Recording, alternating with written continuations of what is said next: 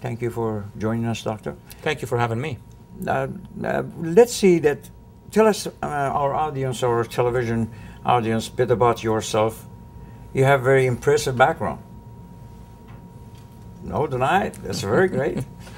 In your work with U.S. Congress, you have really a lot of the job that you did. It's impressive. Some simulation of the struggle between the countries, threat to the terrorists, potential impact of the revolution of terrorism. Can you tell us what you see? And I see it that these two books that you wrote, The Coming Revolution, my viewer, and you have to read it, and The War of Ideas. Ideas like Ahmadinejad and ideas of the free world. We're talking about everything. Can you give us some background about what we're talking about this book? Sure. And effective of this book for the people that read it, why they have to read it, how serious is what you're saying in here, please? Absolutely. Thank you for the opportunity, first of all. Over the past 21 years of my life in America, I came here in 1990. I was born and raised in Beirut, Lebanon. And I immigrated to the United States with the collapse of the Soviet Union. I used to be a professor, a publisher in Beirut, and I was part of the War of Ideas even in the 80s. So most of the ideas that I published about in the 1990s and after 9/11 were already part of a previous experience closer to the Middle East. I have published articles on the rise of the jihadist movement even before the collapse of the Soviet Union. I've actually published a number of books on the treatment of religious minorities and ethnic minorities across the board in the Middle East. And I even published a small book in Arabic on the rise of the Khomeini Islamic revolution and the long-range ambitions of the Khomeini leadership out of Beirut. So that was 7 years after the revolution. Unfortunately, that work in the 80s was not translated in English. It only ended up here in the Library of Congress, like all books around the world. So it was not really influential. It was only in 1990, 1991, when I relocated to the United States and became American, that I have started to teach at universities. I got a PhD from the States and started to teach. And because of my teaching in Middle Eastern studies, the U.S. Congress, as of the mid-90s, asked me to start testifying, researching, briefing members of Congress. They had two interests. The interest number one was human rights and democracy in the Middle East, in the post-Soviet Middle East. And this is where I started to raise the issue of the lack of democracy in Iran, of the lack of democracy in the Arab world, of the ongoing genocides in Sudan and southern Sudan, and later on in Darfur, on the Syrian occupation of Lebanon, on the suppression of the role of women in Saudi Arabia and in Iran, and of course with the Taliban, suppressive regime came to exist. But there was something else that the members of Congress were interested in, which was the jihadi threat. And the jihadi threat, I already divided it before 9/11 into two kinds. The one that comes from the Wahhabi, Salafi, which worse shape is Al-Qaeda, but which has many militant forms, such as the Muslim Brotherhood, the Wahhabis. That's one species. But there is this other species that was not well known in the West of jihadism, and I call it state jihadism, meaning a jihadi ideology which is basically supported by a regime, in this case, the Ayatollahs of Iran. And it's based on my briefings that after 9/11, I decided to publish a series of books destined, for the American public, the international public, and specifically for members of Congress and the European Parliament, to understand that what we are facing, and this is the war of ideas, what we are facing is a full-fledged confrontation between the forces of democracy in the Middle East and the forces of fascism or jihadism in this case. Should it be the Khomeinist version or the Salafist version? And my first book was the Future Jihad, Strategies Against the West. And the second book that you can show here is The War of Ideas. And this book basically is to have the American public understand that this is not just about few politics and security issues. It's a full-fledged vertical division in that world in the same way during the Cold War. You have one project, the Soviet Union, and the other project, the free world. And today you have one project, the Iranian leadership being one of its players, and the free world. And lately, I have decided also to move to explain that the real response to the threat of jihadism in the region is freedom, democratic movements. So I published last year the second book, that one, The Coming Revolution. This is not this year. This book was published in 2010. I finished writing it on July 4th, 2010. And it was published in the fall. And then, of course, we saw what happened in the Arab world. That's interesting, Mr. Faris. This happened a few months ago, and you wrote that. May I ask you? I know that your knowledge, and you're born there in culture. You know better than all the foreigners that what's happening in there. But really, you believe that will come up that soon? 1 year? Let me tell you that as somebody who followed both the oppressive forces and the freedom forces for 30 years, you can read what they're saying, and what they're saying is important. In the past years, in the past decades, should it be Iran or Egypt or Lebanon, because of no freedom, no media, it was very difficult to detect what the people wanted. But when internet started to go up, the Lebanese Cedars Revolution was based on Twitter, SMS. That's true. They got 1 million people in the streets. The Iranian Green Revolution was known as what? What was the main player? As the Twitter. And then on and on and on. We saw already that the peoples of the region, when they go online, when the youth, when the young generations go online, they express with freedom. So what I did is not that difficult at the end of the day. Because we know how our peoples, our nations, where we came from, think. We only wanted to see the expression. And bloggers, online, Facebook, all of that told us that the civil societies are sick and tired with these authoritarian regimes. And actually, to be very quick about it and clear about it, the Cedars Revolution of Lebanon and the Green Revolution of Iran told us that the rest is going to follow.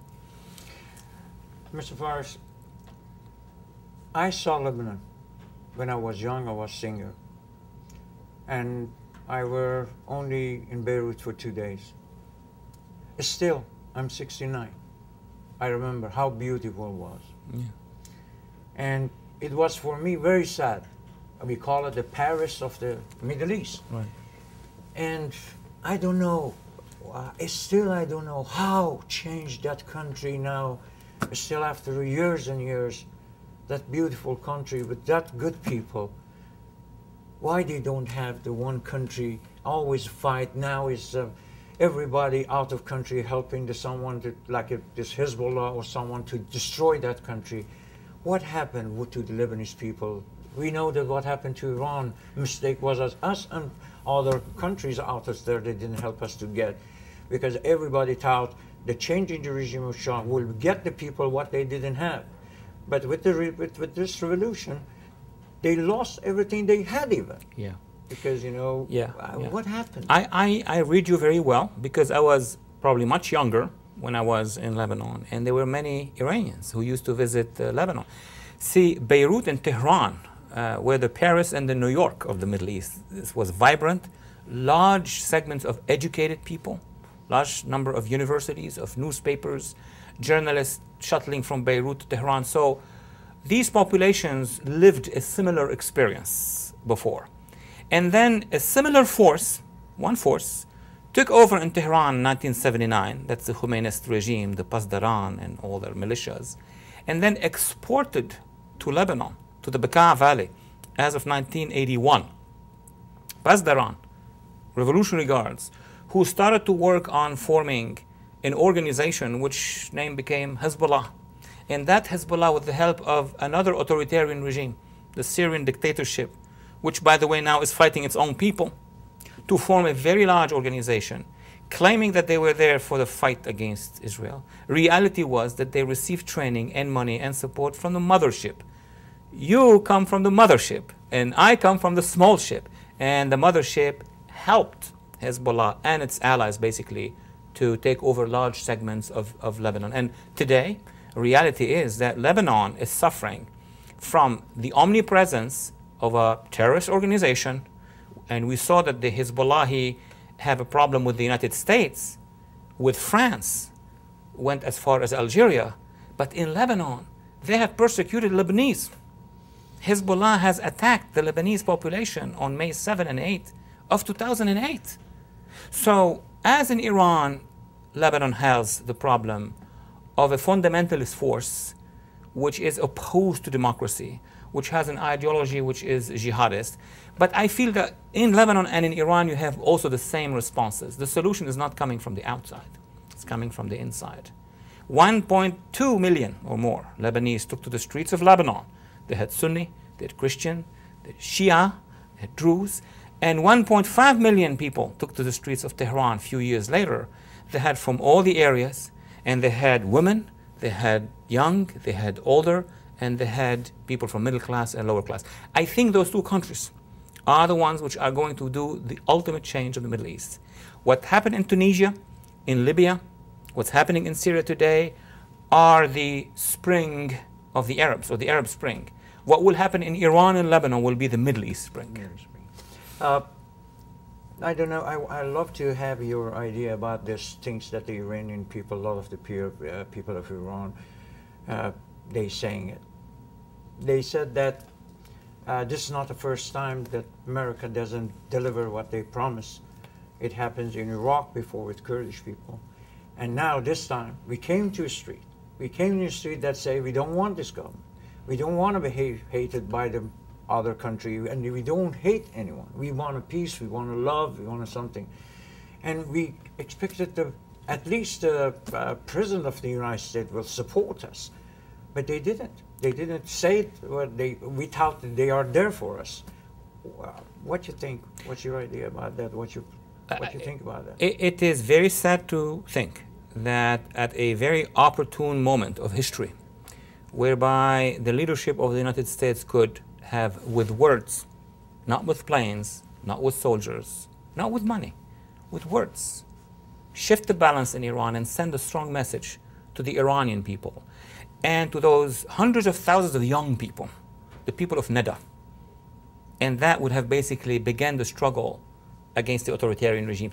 All what the President of the United States and its Congress had to do is what they have done for Egypt, what they have done for Tunisia, what they may be doing for Syria, and even, to be a humanitarian and help the case of Libya.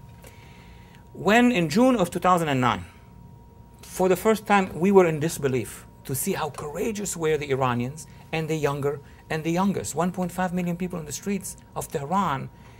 I thought myself, well, Washington now has to strike with words.